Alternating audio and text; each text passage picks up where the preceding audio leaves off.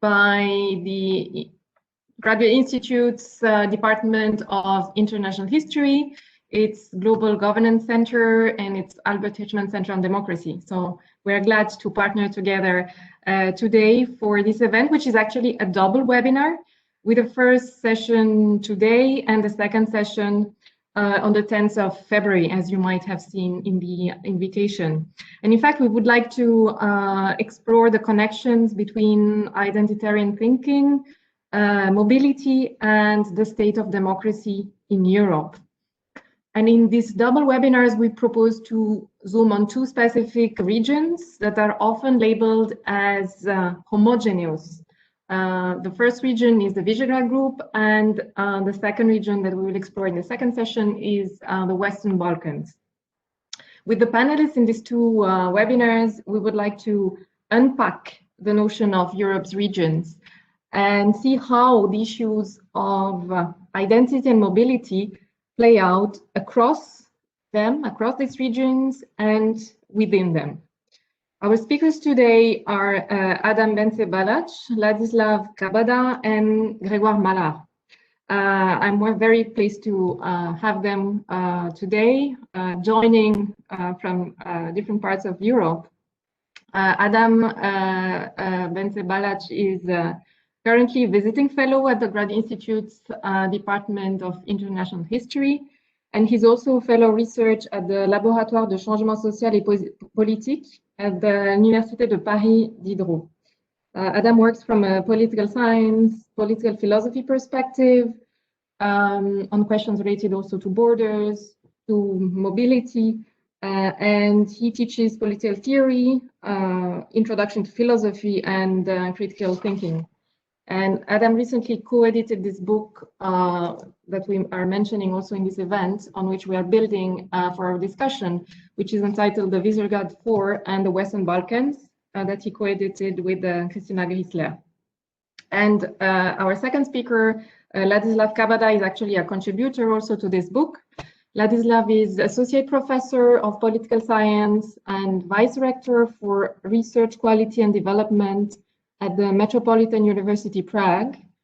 He focuses mainly on comparative politics in Central Europe. He has co-founded also research groups and a journal, and he will be speaking today also about his ongoing work. And Grégoire Mallard is our colleague at the Grad Institute. Professor Mallard is the Director of Research at the Institute. He's a Professor of Anthropology and Sociology, and his faculty affiliate with our centers, Albert Hirschman Centre on Democracy, the Global Governance Center, and also the Gender Center. His expertise spans across financial regulation, nuclear deterrence, US foreign policy, and regional integration. And Grégoire has also done a lot of work on the European continent and its relationships also with the American continent.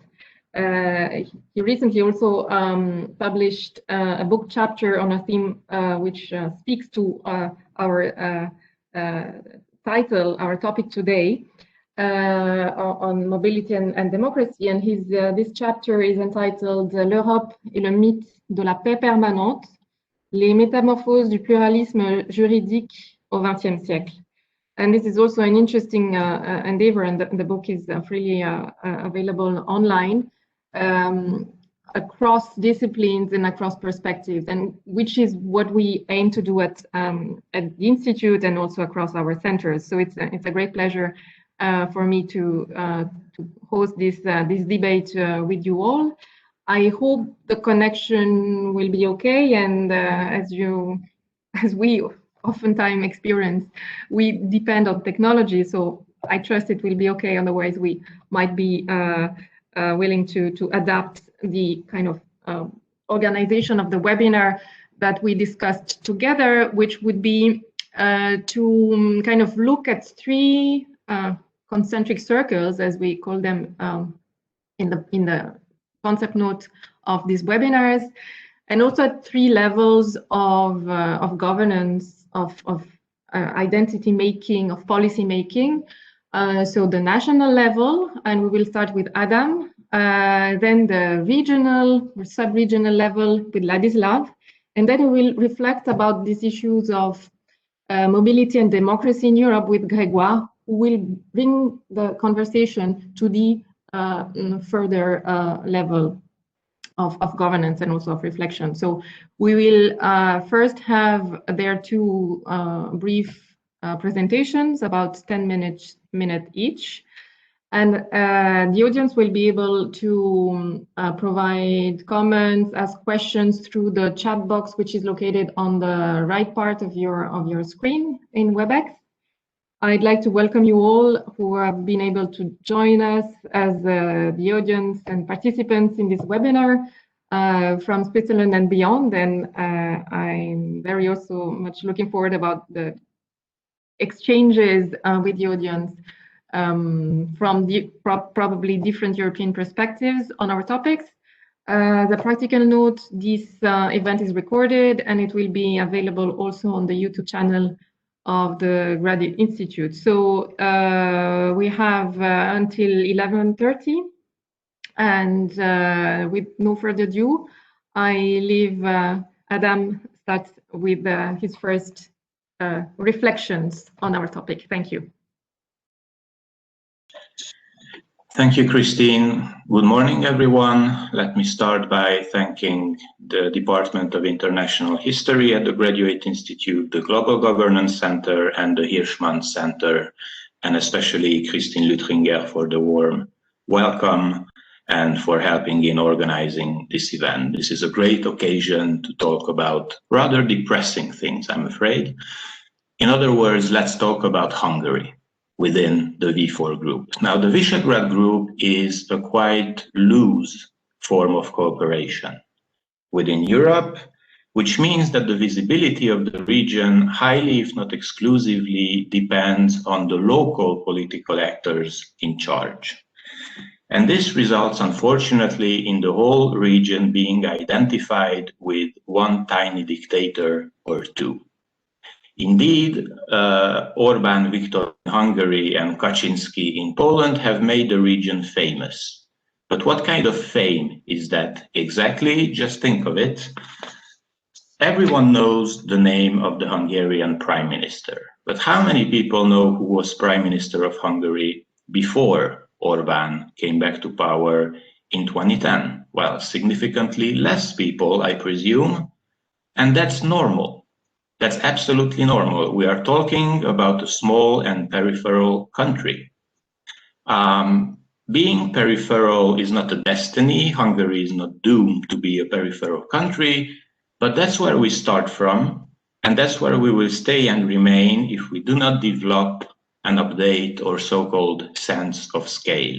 And in my view, betting on regional cooperation, thinking through the regional scale of things as we did in the book, and examining regional similarities and differences which come together should, in my view, aim at developing this sense of scale, to locate ourselves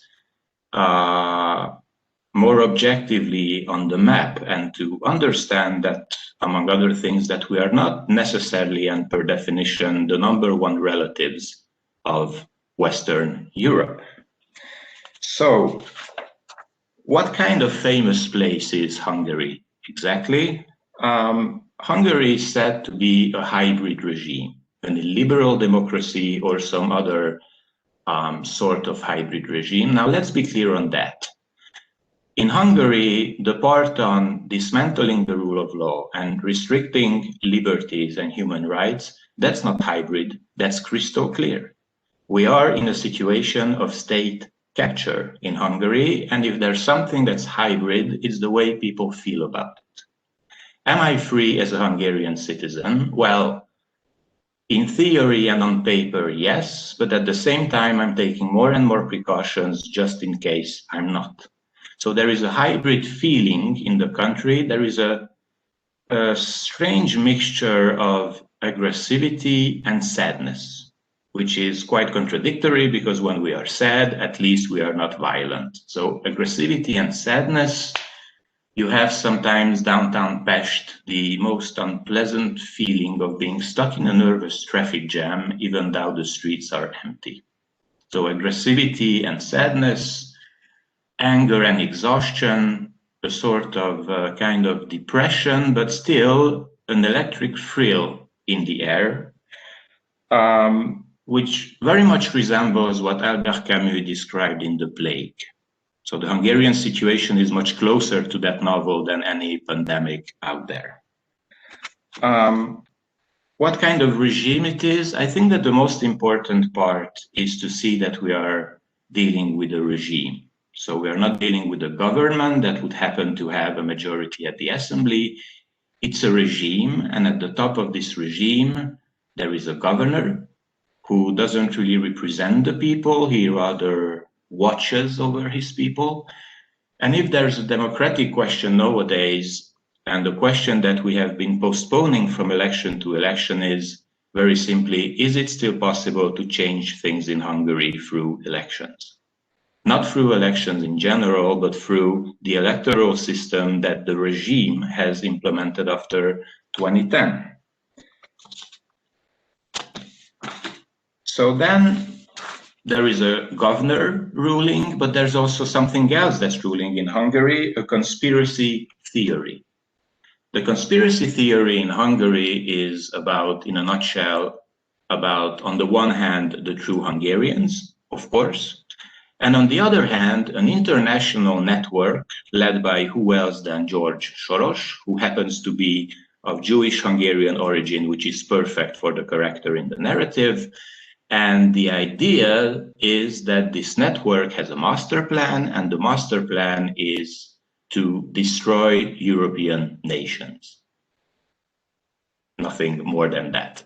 Now, the content of the conspiracy theory might sound silly, but actually it's highly efficient, because the idea is that anyone who talks against the regime, anyone who says positive things about liberal democracy, gender equality, minority rights, does so because he or she is in the pay of the international network, which means that a whole range of political opinions get lost in this process because they are labeled as unnatural.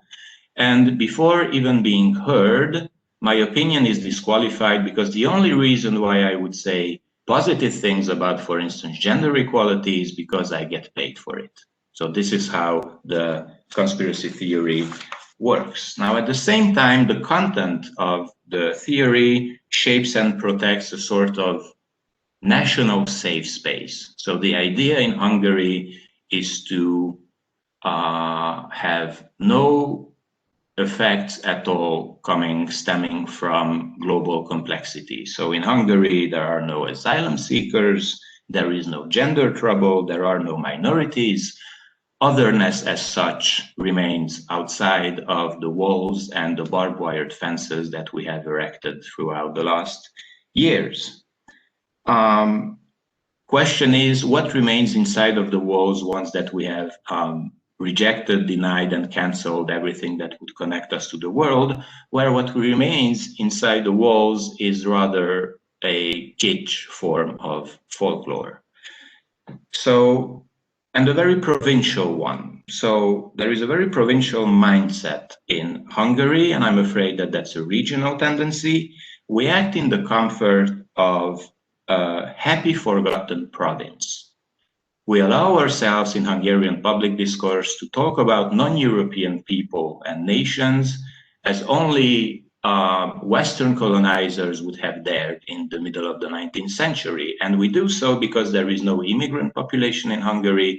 There is nothing at stake, socially speaking, in Hungary. So we talk about minorities from other countries and other countries as such, in a way that we wouldn't allow ourselves to talk about our own minorities. And this provincial mindset is actually the major trap, in my view, when we are trying to frame things on the regional level. So let's make a distinction, a clear distinction between a province and the region. A province is, if you will, isolated from the rest of the world. It acts like it's being occupied, not in charge, not responsible. A region, on the other hand, is about enlarging and opening up this provincial mindset. So to reflect on the title of the webinar, is the V for a European region or a region against Europe? I would say that I see a European region, but I also see a province against Europe. Then national identity in Hungary as a political topic, it works as always. We have our heroes of national identity who showed up to defend and protect us from some external threat. And these heroes, as usual, have largely contributed in spreading a feeling of anxiety and to make the threat more palpable. Now, since national identity has become such a topic, and that's the last 20 years approximately, I think we don't even realize that we have become even more nervous and more anxious than we were before these heroes of national identity showed up. And in this confusion, what happens is that hatred mongers hatred. So if you will, the object of hatred has become almost secondary. You can hate with the regime, you can hate Brussels, whatever that is supposed to mean. You can hate Europe, the West, the liberals, the migrants. But if you don't hate all of these, don't you worry, you can very well hate the opposite. You can hate the regime, you can hate Russia, where Orban has strong ties.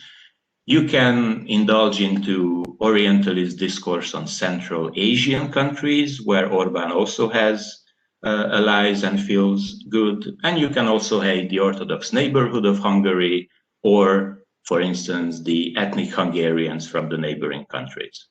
The idea is to be overwhelmed with hatred, and the precise object of hatred, constructed or not, has become almost secondary. And that's where, in identitarian thinking, genuine identity-related topics get lost. I mentioned ethnic Hungarians, and it would be important to talk about what it means to be an ethnic Hungarian, to be in minority in one of the neighboring countries. It would also make sense to talk about what it means to be an ethnic Hungarian who moves to Hungary, because according to the official narrative of a homogeneous nation, the integration of an ethnic Hungarian in Hungary is automatic. Well, it isn't. We have been living in separate countries for a century. It's completely normal to have differences and similarities. Sometimes the similarities are, by the way, more disturbing than the differences. But all of this, together with what it means to be Jewish Hungarian, what it means to be a Roma in Hungary, all this gets lost precisely in identitarian thinking that identifies homogeneous groups.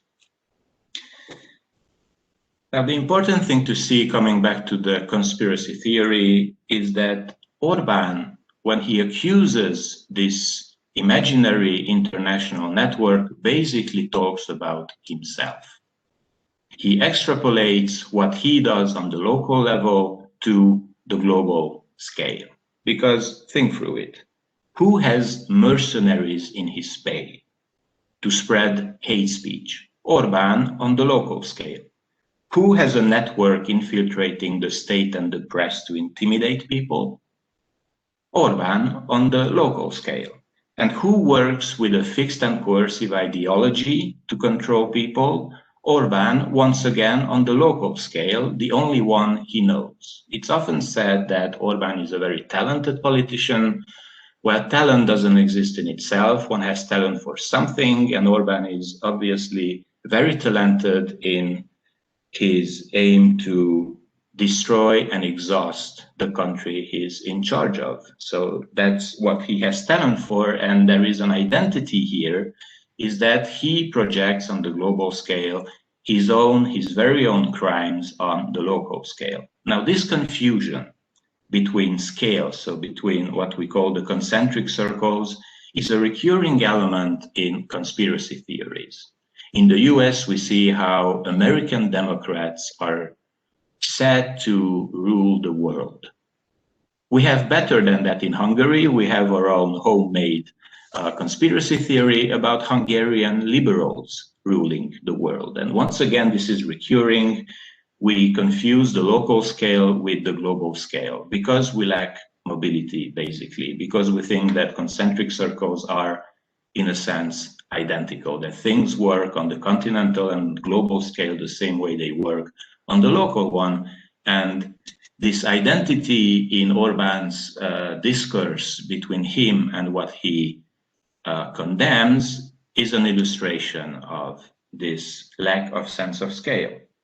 So we need to, in the region, to develop this sense of scale, and this calls for more mobility, not to confuse the different scales. First point of conclusion. Second point of conclusion, Orbán came back to power in 2010 at a moment when, after being in opposition for 8 years, avoiding the parliament for 8 years, and mongering this sort of hatred, generalized hatred and confusion. Identitarian discourse is based on confusion. So he took over in a situation that was already confused, and a situation where Hungarians have been already quarreling for years and years.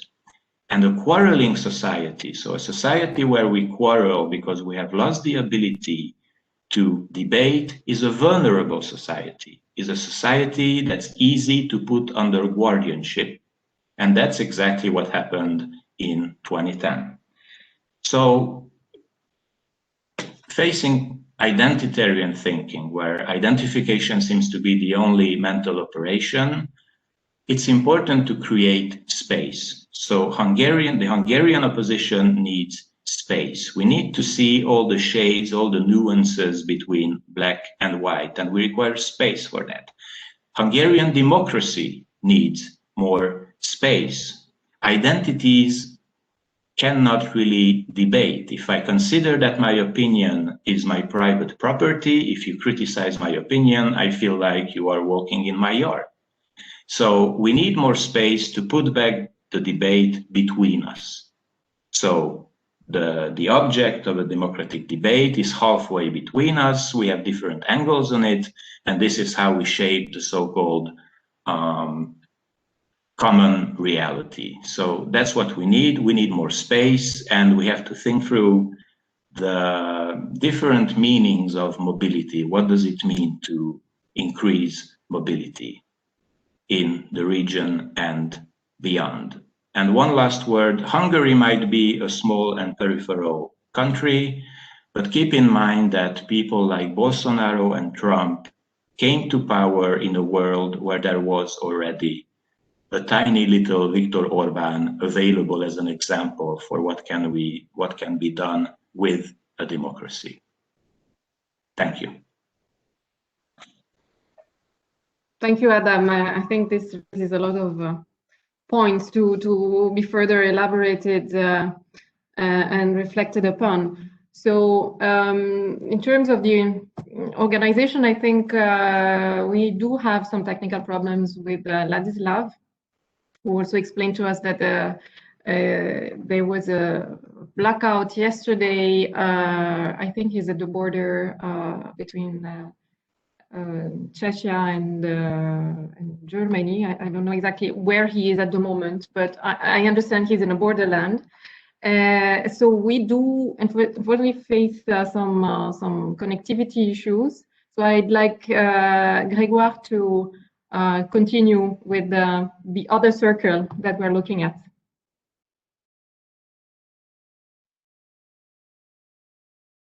Thank you very much, Christine.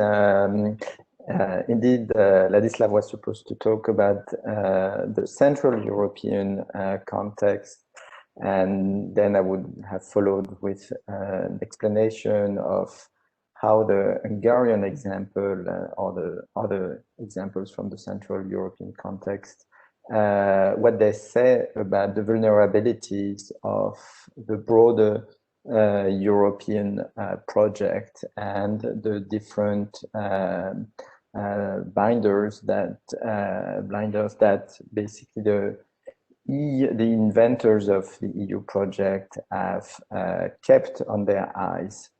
But let me piggyback on what Adam said about First, the importance of the cultural context and the sort of culture wars that are taking place in Hungary today. As Adam said, it's very, the rhetoric of Orban is very reminiscent of a colonizer of the 16th century. This anti-gender equality discourse is also part of a global war against that takes place in educational institutions. And this is going to be my first point, is to show that in that sense, Hungary is not alone in Europe, and far from it. And this is a general trend that we see, and in a sense, we could say that the attack on decolonial concepts of decoloniality that are pioneered by social scientists, or attacks against gender studies, the closing down of gender studies department in universities, the attacks on intellectuals who give a non-apologetic history of colonialisms, and the attack against certain historians is taking place across Europe. France is a good example.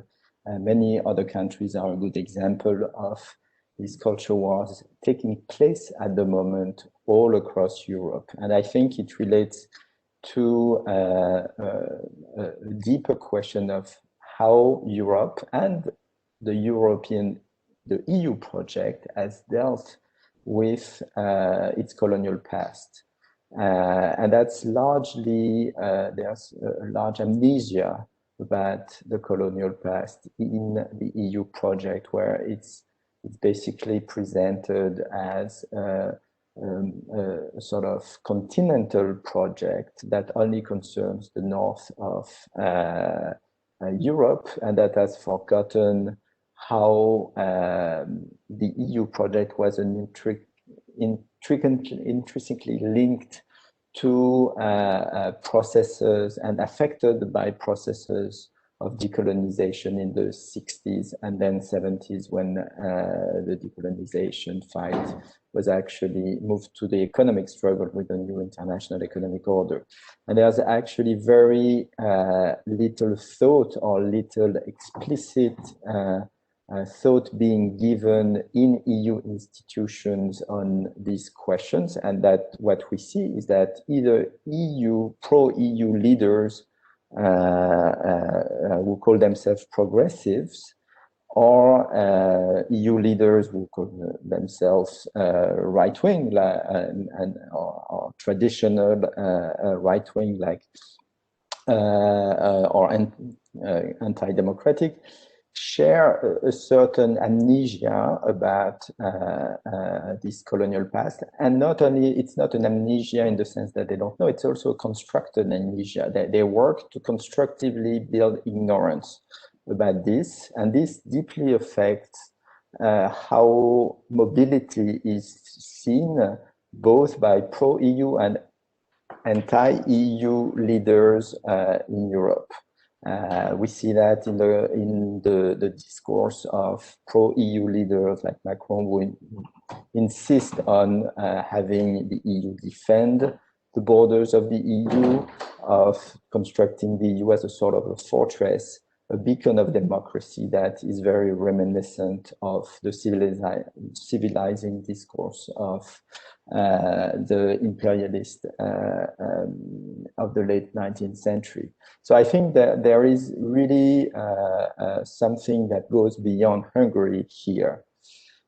The second point I wanted to address is the institutional fragilities or vulnerabilities that the Hungarian example reveals in the EU project, and mainly the fact that the EU remains largely an intergovernmental organization, despite many advances toward the supranationality. And here I would like to come back a little bit on how the EU conceived of itself and of its expansion through the accession process. In a sense, we have to remind ourselves that the EU is constituted by four, let's say, main bodies, but three are important here: the Commission, the Council, the Parliament, and also the Court. With regard to the two main legislators, which are jointly the Council and the Parliament, and I'm not talking about the EU Council, which is an organization with the heads of states, but the Council of the EU, with the ministers who is part of this legislative branch as co-legislators with the Parliament. We have to remember that the EU founders didn't plan that this intergovernmental body, the Council of the EU, would face the risk of having non-democratic leaders, ministers sitting in this council. Okay, so largely when the EU was done in the 50s, what was in place were blocking measures at the national level that derived from a concept of militant democracy that was instituted after the Second World War, based on the experiment of the interwar period, where the Nazis came to power through an electoral process. And basically the jurists in charge of rewriting basic laws or constitutions were inspired by this concept of militant democracy, in the sense that they had to build at the national level some safeguards to prevent either Nazis or actually communists, in the case of, for instance, West Germany, from acceding to political offices. In France, it was done through electoral laws by having non-proportional systems, electoral laws that favored the more centrist parties. And so the EU founders had this idea that they didn't need to erect safeguards at the EU level in the treaties of the EU for those countries who were founders of the EU, because these checks, these safeguards were already at the national level. So if you filter the national level, then automatically you don't need to filter it at the EU level. And at the time, you have to remember that the parliament was elected indirectly by an election, by nomination from MPs of national parliaments. So both of these important institutions, the council and the parliament, were basically not going to have representatives of extreme right parties, of extreme left parties, because of these national filters and these checks on national filters inspired by this notion of militant democracy in legal thought.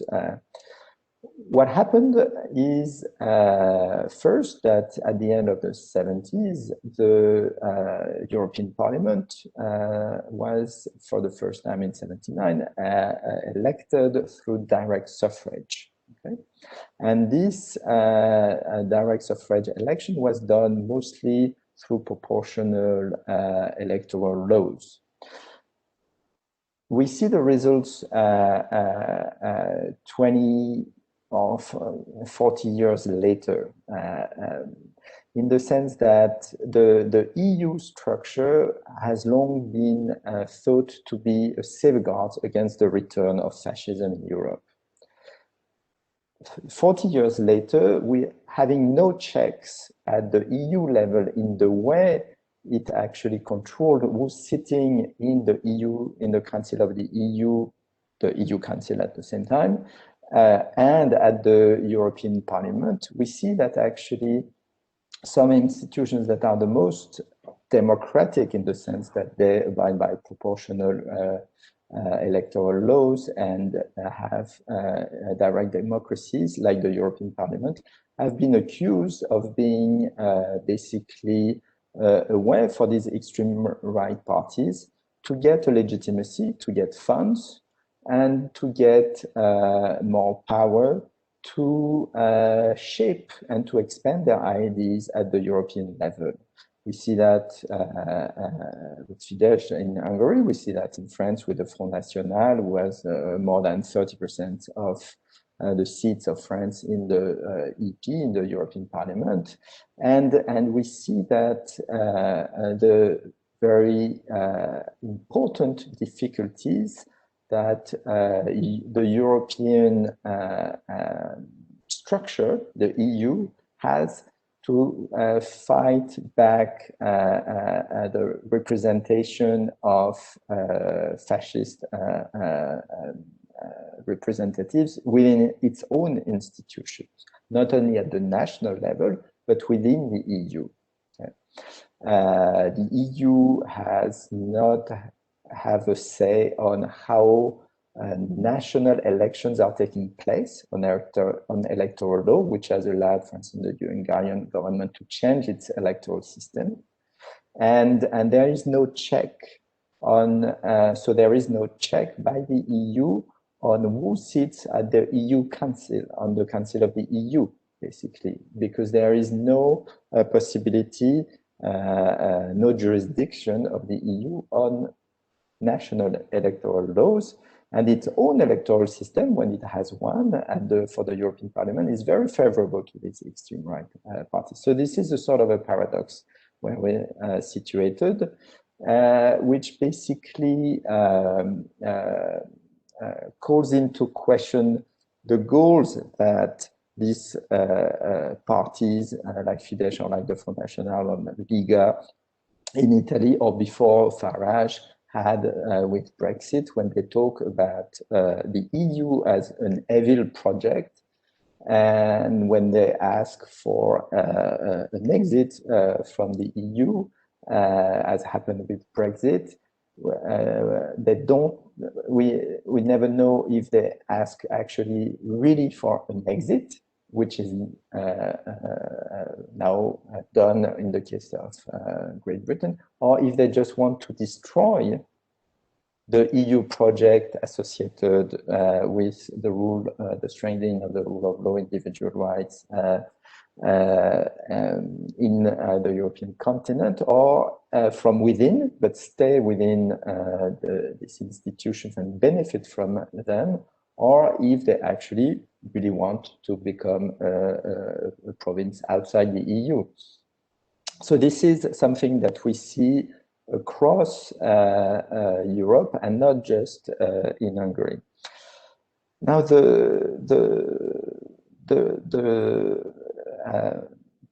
an additional point on this institutional structure, and this is something we can talk about, is that you all have heard about the Article 7 of the TEU, the Treaty on the EU, which both the Commission in the case of Poland and the Parliament in the case of Hungary have triggered. Let's remind ourselves that this article plans for the lifting of certain voting rights for these member states who are found to represent a risk, a significant risk for the rule of law and values described in Article 2. And they do not plan exclusion from the EU of these member states, because the founders of the EU project, of the EU expansion project in the 19th, believed that by having a thorough process of accession to the EU, the member states would acquire this type of acquis communautaire. They would become part of this League of Civilized Nations, because they're still abided very much by this civilizing project that has a colonial past and present. But then, once they would have this acquis communautaire included in their procedures, rulings, constitutions, they will no longer drift away. Okay, there would be sufficient safeguards and sufficient adhesion to the EU project at the national level, so that they would never come back to that. And we see that actually these different institutional safeguards are lacking in the EU, and so the case of Hungary and even the triggering of Article 7 has showed the limits of using these safeguarding mechanisms, these few safeguarding mechanisms that exist at the EU level. So that was basically the pessimistic part of the story that I wanted to flag for the discussion that we could have on how the EU could actually change to better protect itself from these right-wing discourses and basically very threatening evolutions in the rule of law that exist in Hungary, but in many other countries, including Italy, France, and key core founding members of the EU. But let me still flag another actor and another source of maybe hope that we could have that exists in the EU project, is that on top of these different institutional mechanisms that are supposed to safeguard the constitutional respect for the rule of law at the national level among EU member states, you also have, and I think this is really a specificity of the EU compared to maybe some other regions of the Latin American regions, that as for instance also its judicial mechanism, is the use, the direct, the possibility for individuals to directly go to the supranational level to petition against the decision by their states. Here, for instance, and these rule of law related cases have started to appear in the Polish context. For instance, there was a famous 2019 ruling by the Court of Justice of the EU preventing the Polish government to pass new laws that will lower the retirement age for women judges. And that ruling has basically expanded the jurisdiction of, or reaffirmed the jurisdiction of the Court of Justice of the EU in defending the rights of citizens, EU citizens, against their repressive and really shocking gender-related forms of discrimination passed by the state. And there's also the European Court of Human Rights. And I think that this is, of course, a sort of a post hoc response that the courts at the European level have been starting to explore. The problem, of course, of these safeguards is that they come a lot after the fact, and in between the moment where a new law that is threatening the freedom of citizens is passed, implemented, and the judicial case is introduced, there must be some time that passes, and in between a lot of things can happen, and the threats of the new laws to the freedom of EU citizens will be real and have real consequences. So that's the panorama I wanted to make in order to launch the discussion. I'll be happy to also talk about how also the protections to the rule of law have been discussed in the framework of economic discussions in the disbursement of EU funds to certain countries and the possible suspension to the disbursement of EU funds to countries like Hungary or Poland have been debated recently in Europe. This path being another way through which questions of equality, redistribution, and mobility are addressed in Europe. Thank you for your attention. Thank you very much, Grégoire. Very important and very precise contextualization of those issues in the legal institutional landscapes, which also enables to understand the possible, responses and ongoing developments at the EU scale.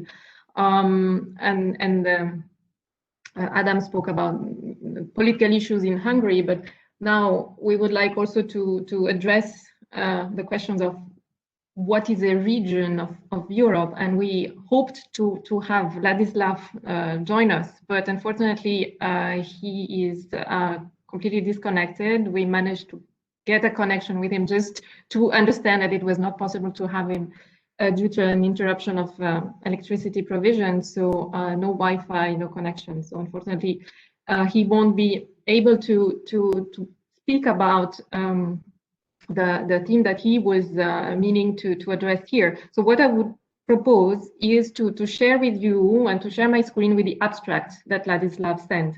And I think what he and his work brings to our conversation around identity, mobility, and democracy is precisely the very workings of and the interconnections between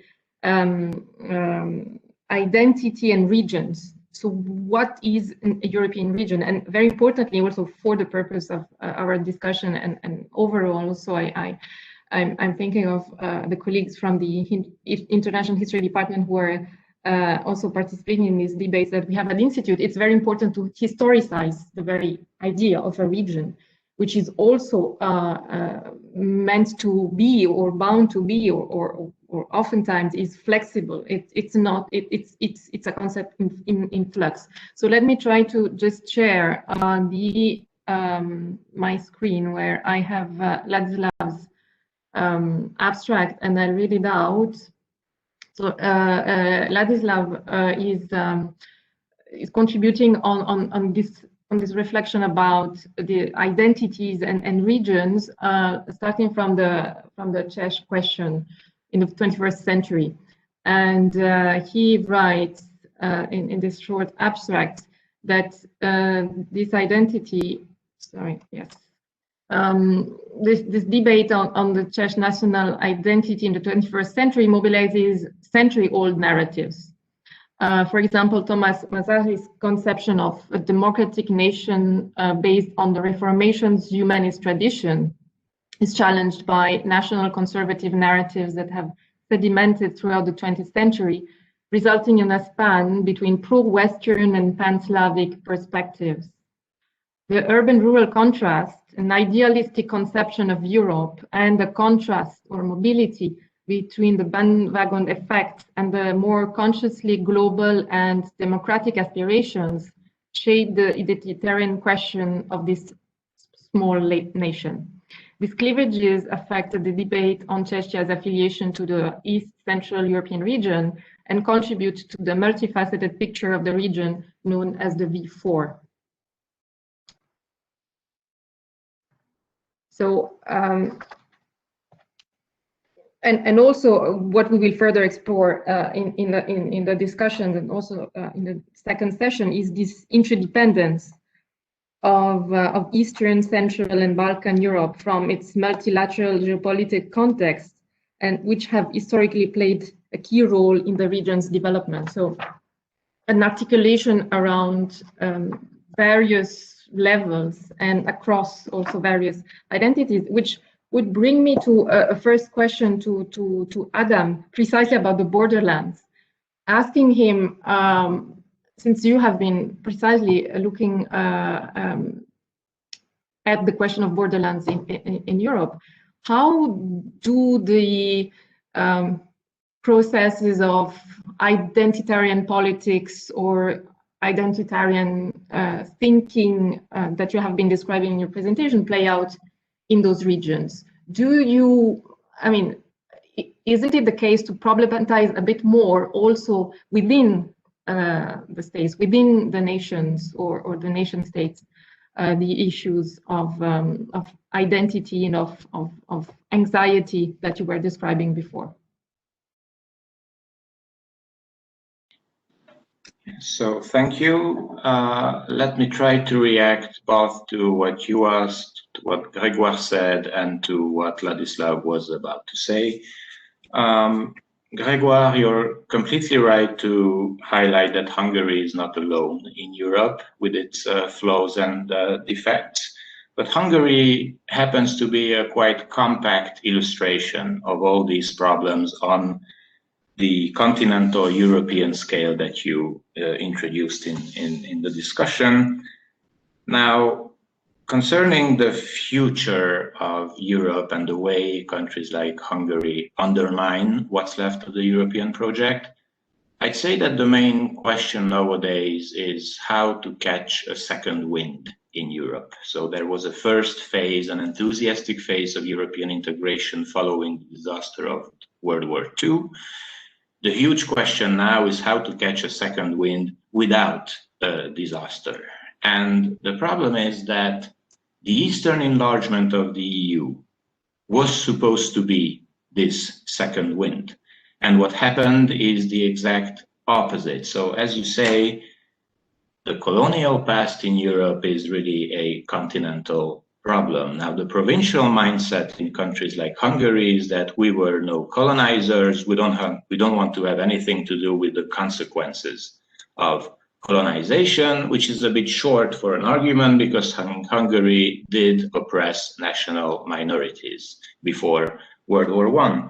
So one thing that should be explored on the regional and the continental level are the different ideas of Europe. So I talked about how we identify with the nation, with our own homogeneous group, but I'm afraid that at the beginning of the 90s, for understandable reasons, so in that wave of enthusiasm following the fall of the Berlin Wall, we in East Central Europe, I'm afraid we identified a bit too quickly with Europe without reflection on the distance that separated us from Western Europe. And I'd say that this has played an immediate role in the rise of Euroscepticism in the region. We were not critical enough about Europe before joining the EU. And instead of a second wind, just to finish on the colonial past, what happened is that the new member states from the East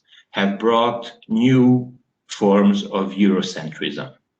Not the Eurocentrism of the former colonizers, but the Eurocentrism of the formerly occupied. So this has complicated the question. But otherwise, you're absolutely right to mention France. If we look at how asylum seekers are treated in France, if we add to this that to get information on that, it's not in the mainstream press. You have to go directly on NGOs' sites. France has nothing to envy from Hungary. The only difference is that the French government is a bit more discreet about these practices. First point. Second point, concerning the institutional shortcomings of the European Union, there is a problem between enlargement and then cohesion. So the Visegrad Group initial aim was to cooperate to join the EU as quickly as possible. It was based on a trendy concept by the time, the new repoliticized concept of Central Europe. And it works. So the V4 is not a synonym of Central Europe, but there was, throughout the 80s, work within East Central European descent on this concept. And one happy consequence was the Visegrad Group. So everything worked approximately well until we joined the EU in 2004. It's since that time that things have gotten a bit more confused. So when enlargement is over, when we have joined the club, normally that's when membership begins, if I'm correct. And the problem is that countries like Hungary and Poland have laid back and do not act like active, constructive members of a community. But rather consider, especially Hungary, consider the EU as a sinking ship. Let's take away all the money that remains in the ship and otherwise let it sink. That's exactly what Hungary does, the regime at least. And the institutions of the EU, indeed, as you say, were prepared for the script where someone who goes successfully through the process of enlargement, per definition, becomes an active, happy member of the community. And this, to expand the problem to the other region, the Western Balkans, the problem is that the V4, or at least the two negative examples within the Visegrad Group, so Poland and Hungary, whatever its leaders say about the Western Balkans, this example will block the Western Balkans because the founding members of the EU do not want one more set of countries that will show very enthusiastic in the enlargement process and then do nothing in the best of cases once they have joined the EU. And there is no institutional guarantee to prevent that because this is the way it was supposed to work. Enlargement followed by cohesion. Coming back to your question, Christine, how to conceive these concentric circles, how to improve mobility and what to do. There is a serious democratic issue in Hungary. I think that this sort of state capture, with this state capture, we're, I'm afraid, alone in Europe. There are many things, many flaws we share with other countries, but this type of state capture is a quite original one. So how to improve democracy, how to create space, I talked about, to have space to debate.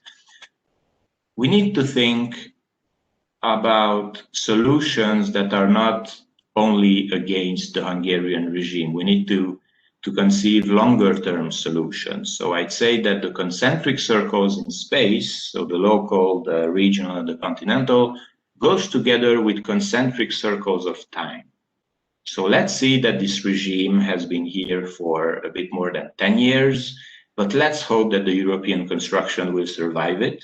And let's think through strategies on the longer term. And one thing to do, among many others, of course, in Hungary, is to see that there is indeed a migration problem in Hungary, but it's not immigrants who are coming to Hungary, it's Hungarians who are leaving the country. There are more people who have left Hungary since 2010 than following the 1956 insurrection, just to give you an idea. 100,000 people work, Hungarians work in Austria. Now, in a country of less than 10 million, that's a visible number. And I would say, let's try to implement and practice democracy where there is no democracy yet. And I think that these borderlands, for instance, the one between Slovakia, Austria, and Hungary, to which we could add the Czech Republic, which is not that far away, these are places of high mobility. People commute between the three countries and would deserve something like a political representation. So that's what we should think through, how to give political representation to these people, knowing that these borderlands are, on the one hand, multi-layer places. You have the local, so where people effectively commute. You have the regional scale, because it's about the cooperation of three countries.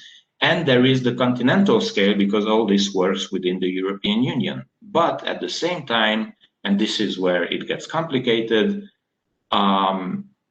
state sovereignty is still central. So for instance, a Hungarian who commutes between Budapest and Vienna might have the right to vote at the local elections in Austria, but otherwise will vote in Hungary. So we are still talking indeed about a patchwork of sovereign states. So how to conceive democracy perhaps in a more grassroots way, how to, not to identify, but how to locate need for democracy. The idea being to put back democracy on more immanent tracks than national identity, because being a commuter, that's not an identity, at least I hope so. Unless Walt Disney makes an animated movie about Slovak, Austro-Hungarian commuters, but that's not very likely.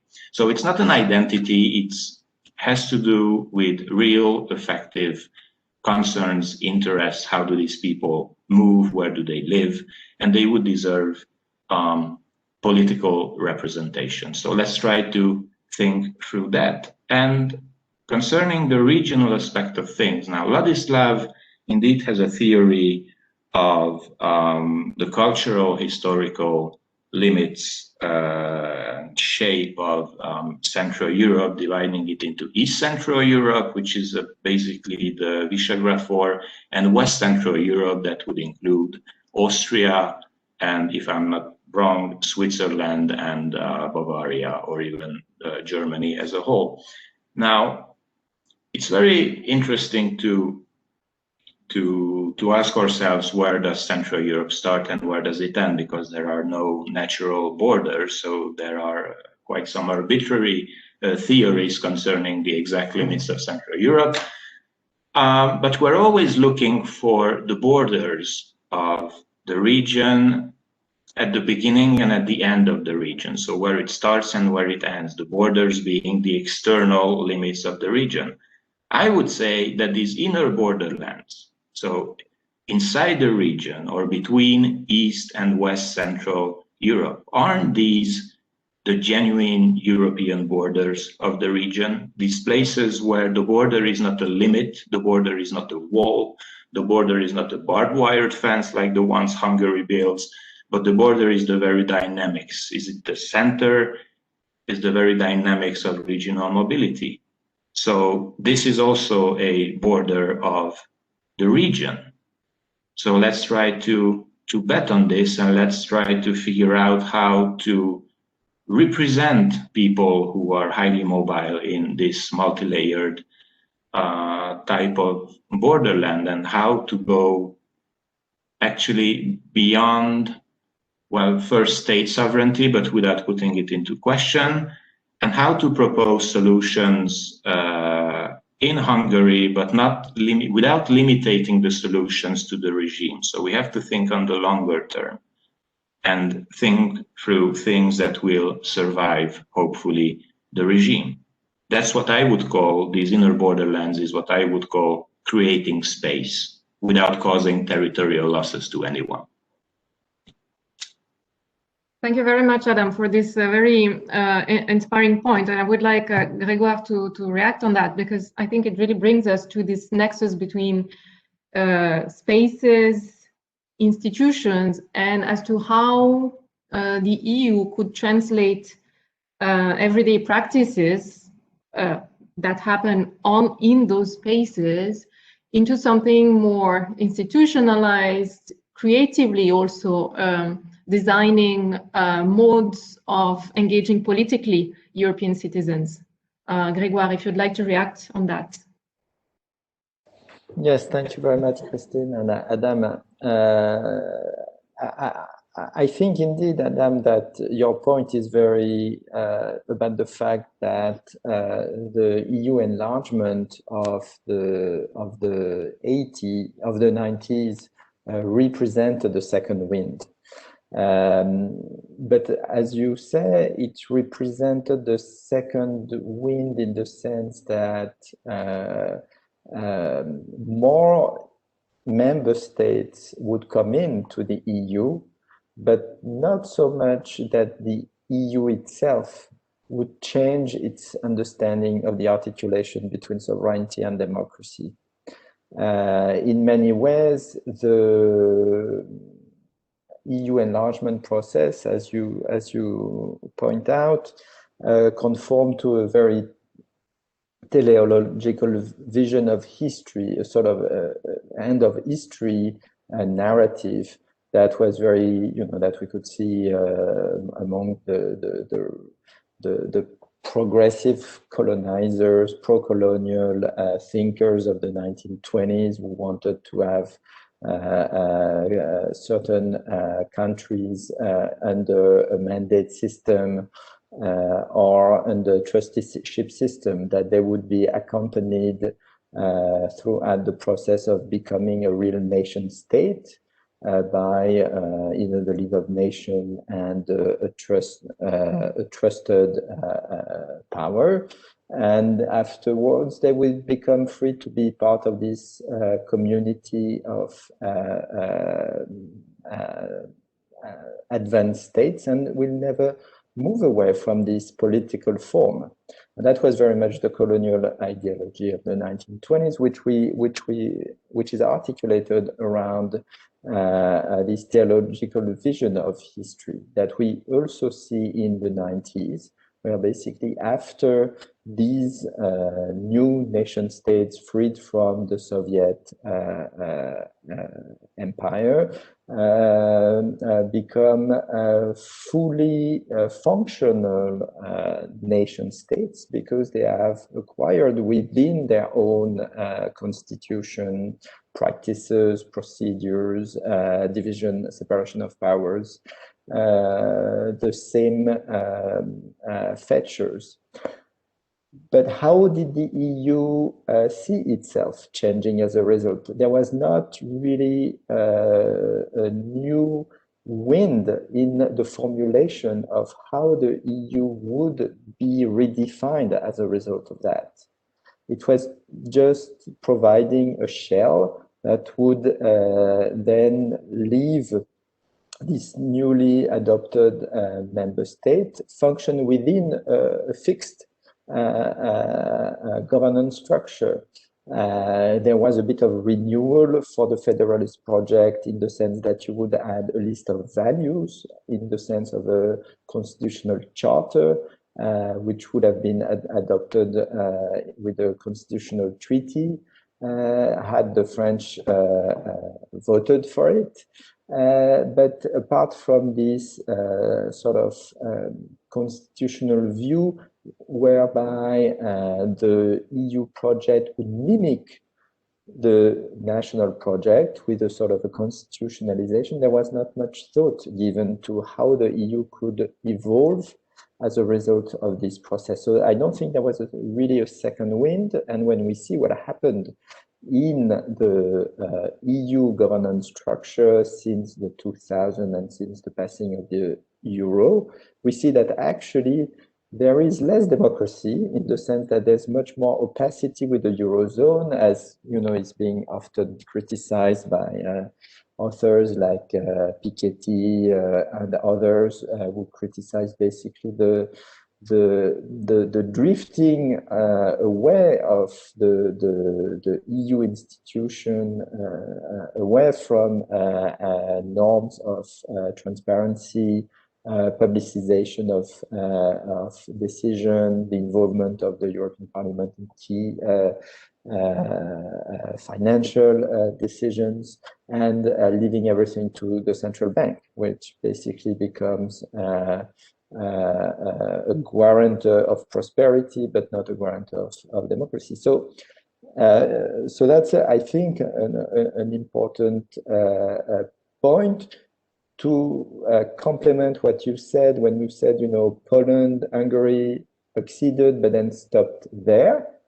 But they were not asked to do more by the others, in a sense, because if the others conceived of the EU project as finished, as long as these countries had integrated the acquis communautaire within their state functioning at the national level, and then they would just, vote on the distribution of certain budgets,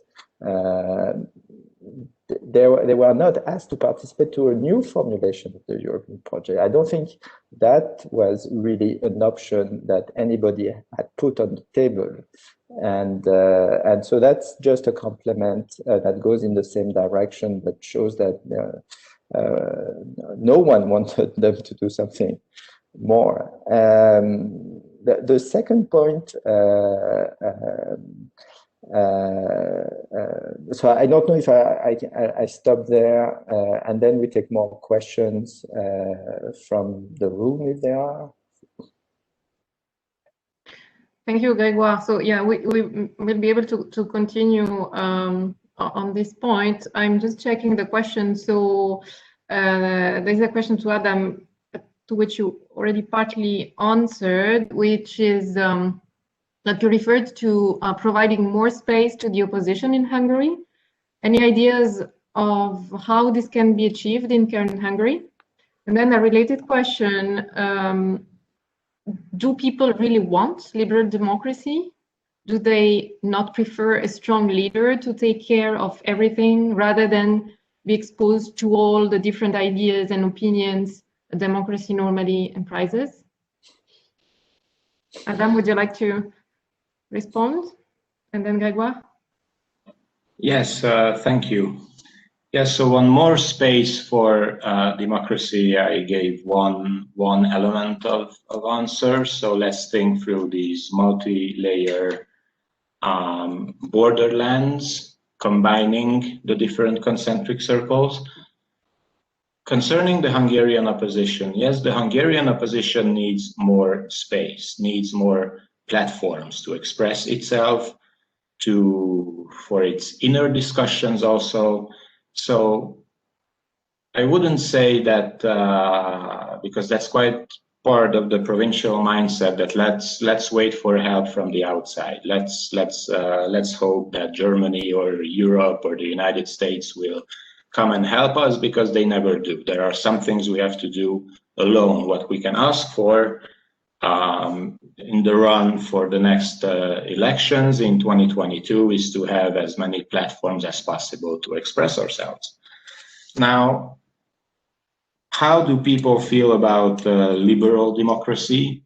Now, the problem here is that when we have a conspiracy theory that works, and I try to show how efficient it is, it's very hard to see who believes in it because due to hatred, because it's hate speech, who believes in it just because of gullibility, and who is cynical about it, who knows that it's rubbish but uses it because it's efficient. So I would say that there are probably many people in the fan base of the regime who, due to their credulity, would love liberal democracy the way they hate it right now.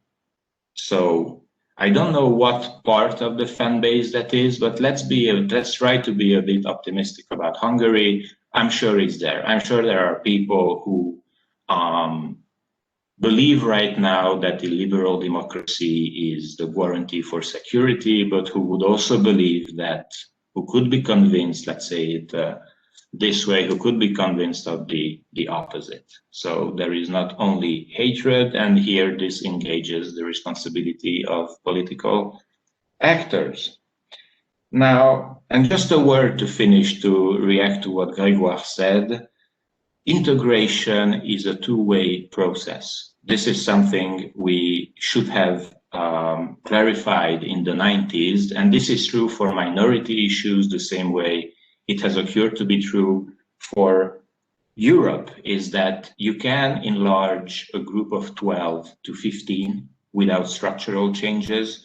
You cannot add 10 plus members to a club of 15 without structural changes, because integration is not just an enlargement, it's a two-way integration. And this is where an idea of Europe, a sound idea of European perspectives was lacking.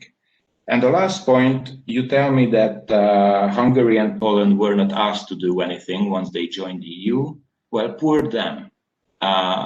Look at Slovakia, for instance. We don't have news about Slovakia like we have about Hungary, and there's a very good reason for that. Slovakia has taken a constructively European turn recently, and it does what Poland and Hungary are unwilling to do. it acts like a constructive member of the European community. And this is not something that we do on order. This is something that we do because we can. And that's also quite akin to mobility. Mobility is not about going all the time everywhere. It's about having the desire to do so. It's about having the will to be constructive on the regional and on the continental level. So this is how it's supposed to work, but you are perfectly right. It doesn't work automatically by itself. Thank you. Thank you, Adam. Grégoire? Yes, thank you very much, Adam, and for the questions as well. So let me come back to an important point that Adam made, which I think goes really maybe at the heart of current reflections by political theorists or EU reform advocates, which is the point that what is urgently needed in Europe is to rethink the link between mobility, territoriality, and political representation. And that goes to the heart of the question of whether the EU can participate in a debate about electoral laws at the national level. And indeed, the question of how the EU treats its European citizens and gives them access both to mobility, but without giving them access to political participation at all levels, local, national, or EU, is an important question. Because you have some cases, depending on where they move, where they would have, for instance, the right to participate in municipal elections, and you have places where they don't, and you have places where, and in almost no places, would they have access to national elections to as residents of this EU country, if they are not national citizens, to elect the head of state, or which European parliamentarian would they elect should they have moved, let's say, from Hungary to Spain or from France to Italy. And there's really a patchwork of solutions, of basically offers, which remains under the control of the nation states in which European citizens move and arrive. And it's as if the EU has washed its hands of this key question of electoral law, which seems to remain completely under the purview of nation states, whereas it raises a key question of how you live your participation as a European citizen, how you express your voice, and also how the EU as an institution, as a supranational institution, controls who becomes represented at the EU level. And this, of course, we can see why all nation states, the 27 across the EU, would want to keep control of electoral laws in their own hands and not let the EU participate in these debates, because we all know that one of the first things that a government tempted to stay on power for a very long time does is to change the electoral law, to cut differently the different districts so that to maximize the possibility of re-election, to get new voters. And then in Hungary, there's the specific question of the ethnic Hungarian who live sometimes outside of the EU, even if they have moved in Turkey, and they can vote secretly to Hungarian elections, because if they self-define as ethnic Hungarians, they are more likely to vote for Orban, for instance. And so you have all these calculus. You have the same in France. The first thing Macron announced was that he would reduce the number of districts at the assembly and do a range of constitutional reforms, which we'll see if they happen. We see that national governments are tempted to keep all these electoral laws into their control. And that is, I think, and many political thinkers think, a key issue for the future of Europe that will determine whether people still want to move, still want to experience mobility, because if mobility means loss of participation, means you pay taxes but you don't vote. People want less mobility and see the cost of mobility, and there's no reason why nation states should inflict this cost on European citizens if there's really a European citizenship emerging out of the EU project. So I think it's really a key question, this articulation between mobility, electoral rights, national sovereignty, and the concept of the European citizenship. Thank you very much, Grégoire. This was really a fantastic reflection, which has also very practical implications when we think of reforms at the EU level, but also on the role of the different movements, actors, think tanks, scholars who might participate in those reflections. So I think this is really the nexus between the more academic conversations and the policy debates, which is crucial to address this issue of mobility, identity, and democracy in Europe, because it has a very clear institutional and also policy-related side of it, on which we are keen to reflect, and on which you have yourself been very active. So I recall the project on the EU what was it called, the synchronization of election, the EU lab that you have proposed at which took place at the Institute a couple of years ago. So this is what we are very keen on also hosting as the Institute and as the centers that collaborate to this.